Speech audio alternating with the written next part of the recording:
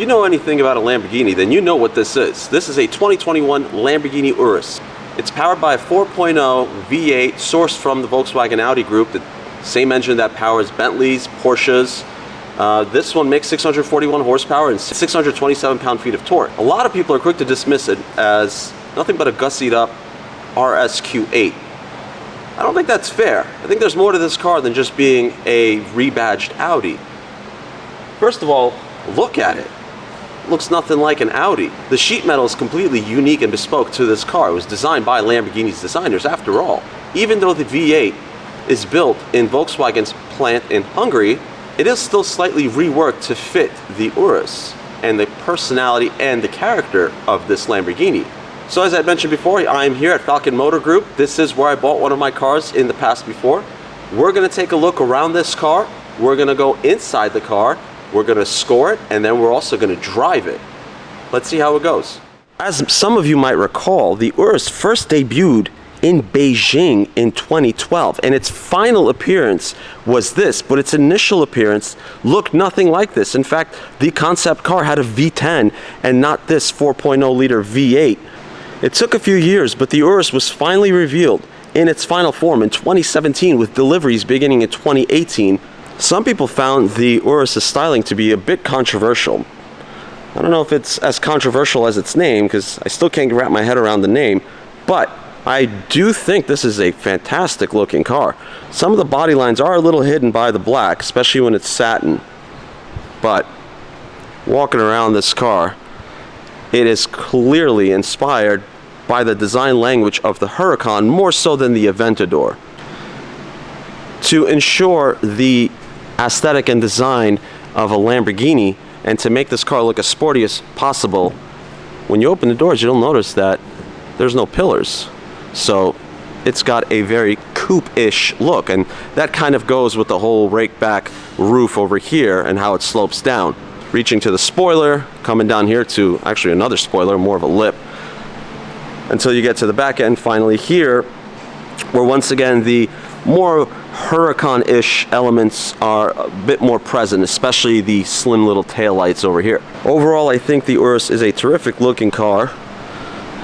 It might have some Audi-ish elements to it, and that is because the two cars, the RSQ8 and the Urus, do share a chassis, as well as the Cayenne and the Bentley Bentayga. But obviously this is a heavily modified version of that platform. So nonetheless, overall, terrific looking car, very sinister, very menacing. You can't miss these when they're on the road.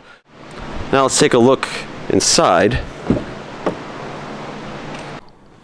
Inside, we are greeted to a somewhat familiar interior. First of all, you've still got this little jet fighter thing over here, and you've got the start-stop button underneath it, and everything comes to life.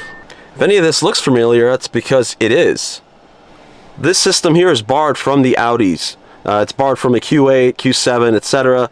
So it functions almost the same. Any little inputs you make over here, you actually have to click the screen. Like, there's a bit of a haptic feel, so anything you do, you kind of have to, like I said, you have to click on the screen, so and you'll hear it click on and off. You can turn that off. I do believe that you can just treat this as kind of like a tablet where it's just standard capacitive touch, but I do like the fact that you have to make every click intentional. The system in here is very quick. I've driven this car before oftentimes.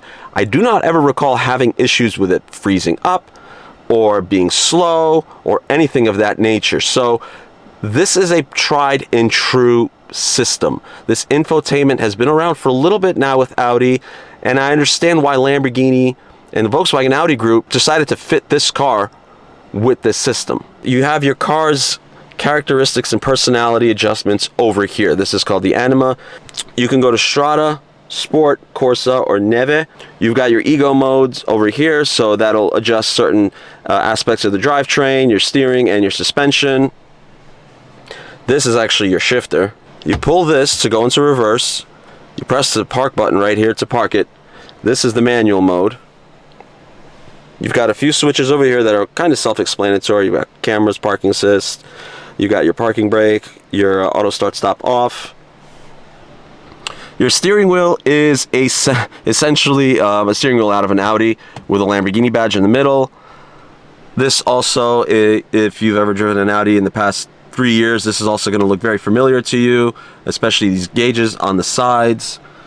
A lot of the controls over here, the buttons, all really Audi stuff, but it's all high quality stuff. Audis aren't cheap cars, so just because there are switches and switchgear from an Audi or a Porsche doesn't diminish the car's value anymore. It's not like they're fitting a Cadillac with Chevy parts. That's kind of where things become a little bit trickier. But no, this car is still using some pretty premium quality parts. I'm not so sure how I feel about this whole thing.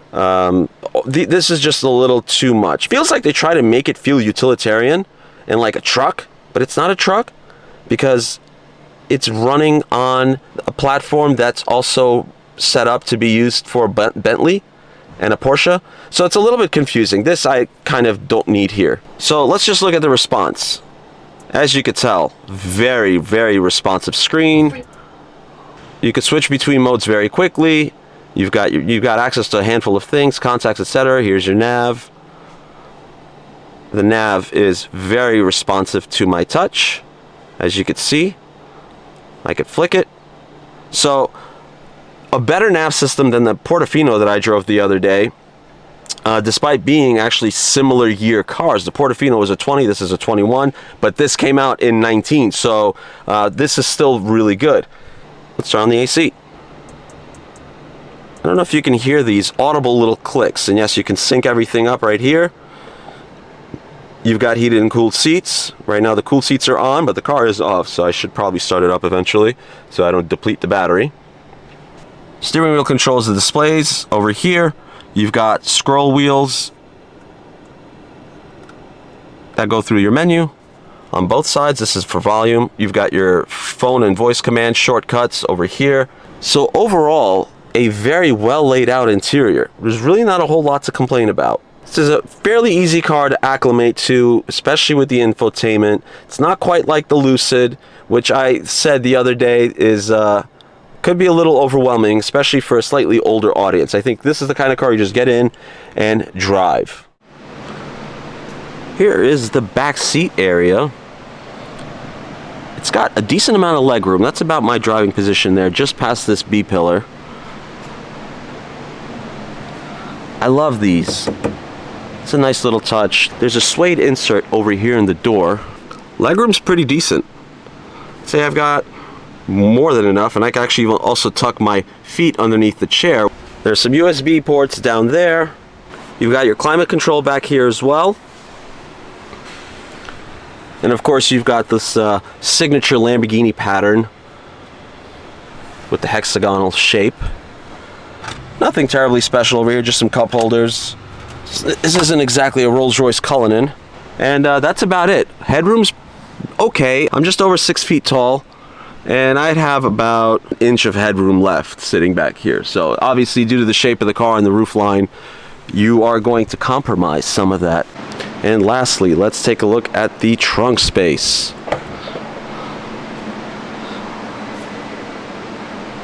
Probably about what I expected and what most people would expect. Completely usable, lots of room back here. And now, I think it's time we go for a drive.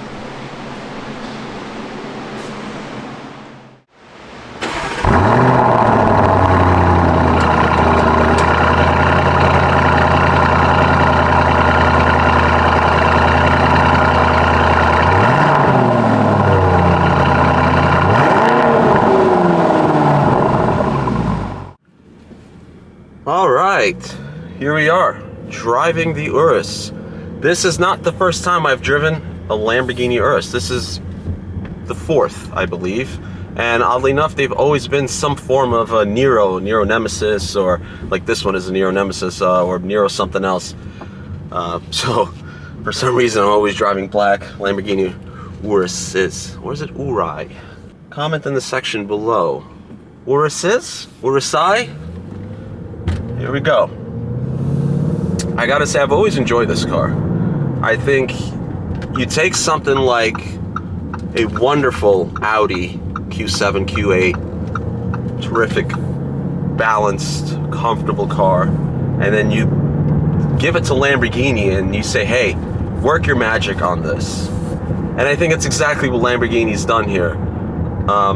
You can deride this thing for being a Lamborghini RS Q8 or an Urus Q8, sometimes I like to call it, just poking fun, but you can't deny the fact that this is a terrific high-performance SUV. I gotta say, I have three that are basically my favorite. Number one is the DBX 707. I think that is an amazing car, and I will review that very soon. Amazing car, just the Aston Martin DBX 707 blew me away. Number 2 and 3, it's a tie, I would say. It's either this or an F-Pace SVR. And I know that sounds weird, but that is a terrific performance SUV. And yeah, oh man, this thing handles. This thing can take a turn. Let's put this in manual mode, dynamic manual, all that stuff. I'm in Strada right now. Let's go to sport, because I want to drive these cars the way they're meant to be driven. I don't want to putter around. I'm not a soccer mom. I'm a soccer dad. Well, not really. My son doesn't play soccer, but I do pick him up from school every day. Love the sound. See, the Urus has about 40 more horsepower than your RS Q8. So there's that. They are still similar straight line. The Lamborghini Urus will do about 121 trap speed through a quarter, about somewhere in the low 11s, 11.2, 11.3. It all depends on factors.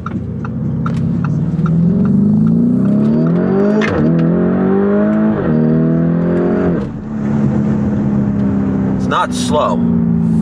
I say that a lot about a lot of cars, but the Urus has terrific performance.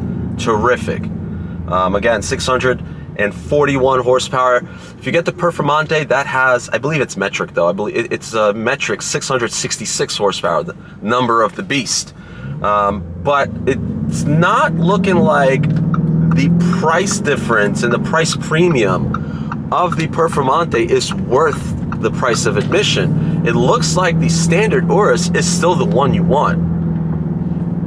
There's just not enough that separates the Performante from this car. Allegedly, the Performante is a little tighter and the suspension's a little firmer and handles a little bit better. But when you are in a super SUV, I'm not really sure you need a tighter suspension or a firmer suspension or better ring times or better Fiorano, all this stuff.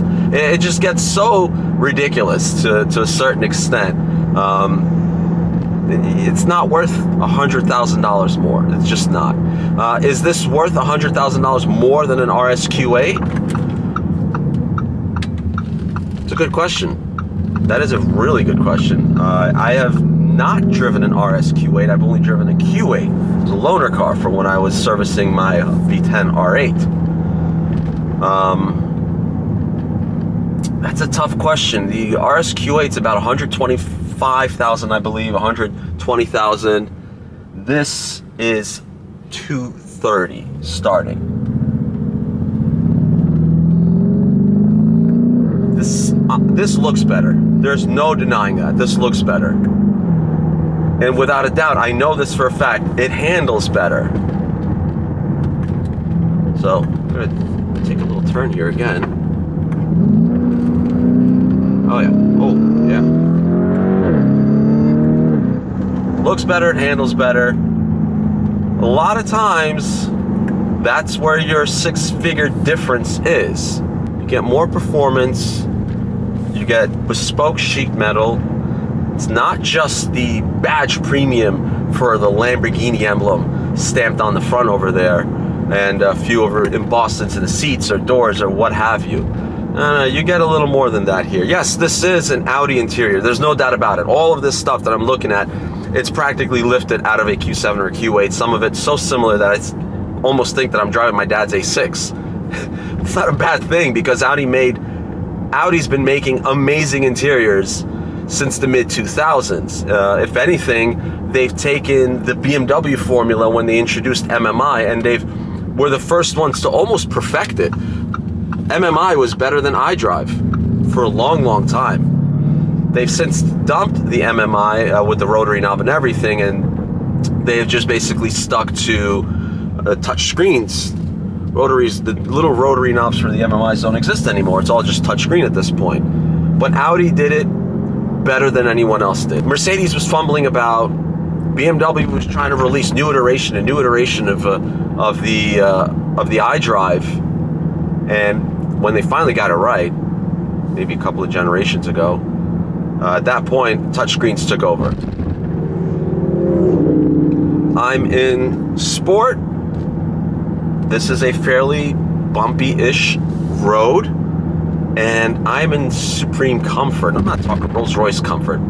I'm comfortable. I could drive this every single day. And again, if I put this into Strata, which is the default mode, if I put this into Strata, it gets even more comfortable. Let's put this into Corsa. Let's tighten things up just a teeny bit more. Yeah, so the steering wheel gets firmer. The display over here changes to tell you how much horsepower and torque you are using. It's a neat little touch. I love when cars do that. BMW used to do that on some of their quasi-M cars, the M lights as I like to call them. I love these little touches. I think it's really cool.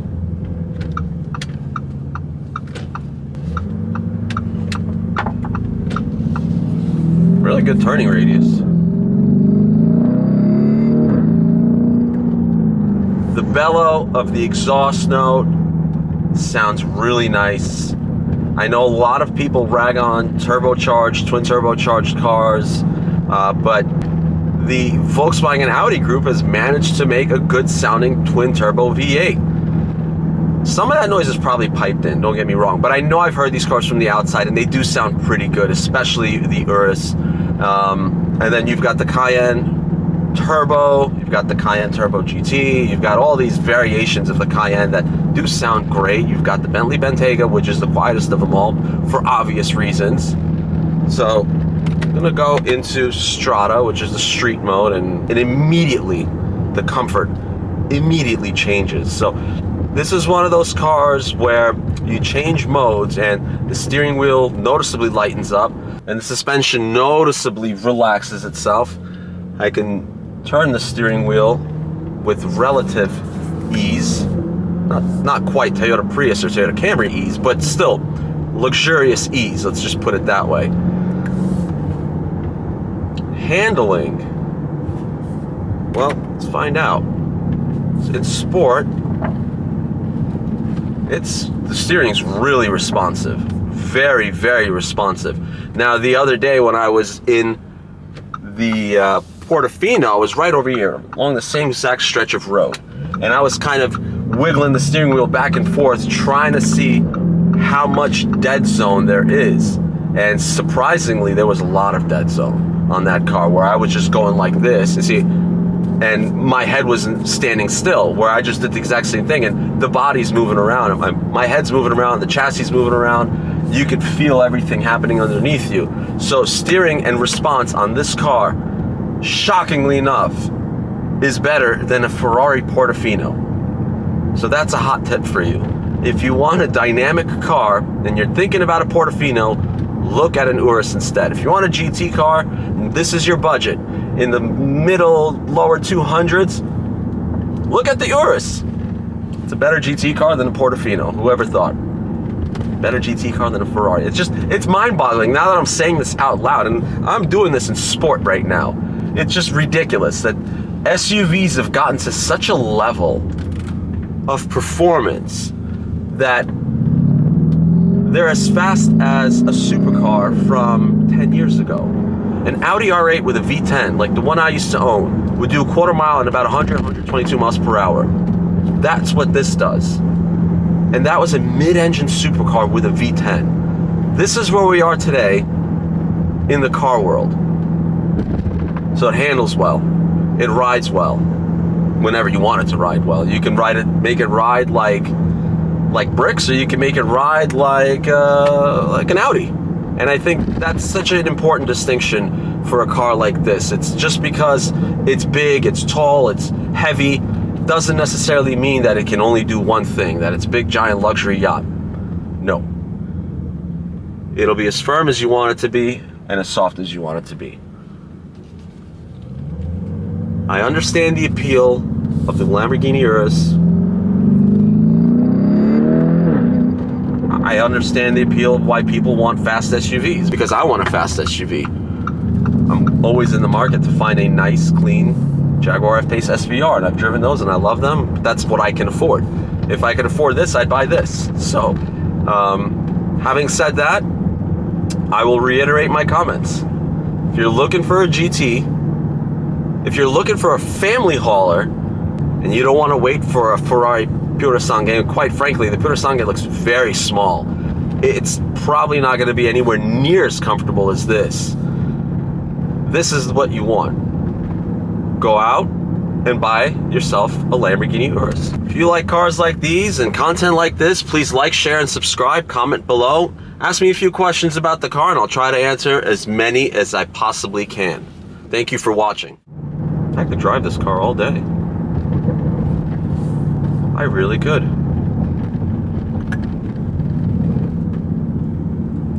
There's no wonder why I'm constantly driving one of these things around somewhere. Oh yes. Handles great. And it brakes well too.